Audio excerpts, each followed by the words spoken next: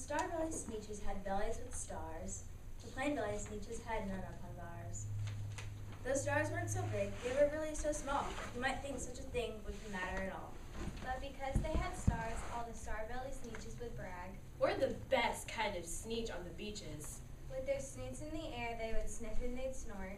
We'll have nothing to do with this plain-bellied sort. And whenever they met someone they were out walking, they'd hike right on past them without even talking. When the star-bellied children went out to play ball, could a plain-belly get in the game? Not at all. You only could play if your bellies with stars, and the plain-bellied children had none of the stars.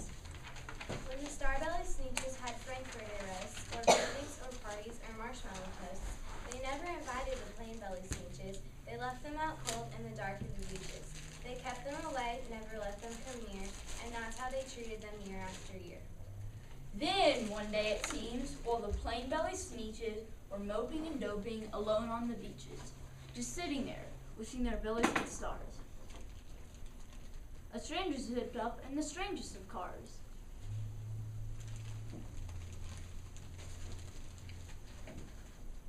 My friends, He announced in a voice clear and keen. my name is Sylvester McMonkey McBean. I've heard your troubles, I've heard you're unhappy, but I can fix that with a fix-it-up chappy. I'm coming here to help you. I have what you need. My prices are low and I work at great speed. My work is 100% guaranteed.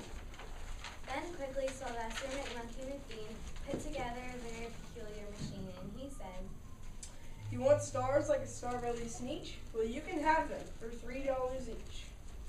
Just pay me your money and hop right aboard. So they clambered inside, then the big machine roared, and it clung, and it bumped, and it jerked, and it burst, and it bopped them about, but the thing really worked. When the plain-bellied Sneetches popped out, they had stars. They actually did. They had stars upon stars. Then they yelled at the ones who had stars at the start. We're exactly like you. You can't tell us apart. We're all just the same now, you snooty old smarties. And now we can go to your Frankfurt parties.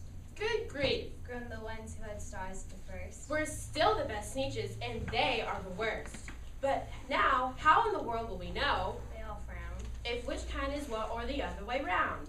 Then up came McBean with a very sly wink, and he said, Things aren't quite as bad as you think. So you don't know who's who, that's perfectly true, but come with my friends, you know what I'll do?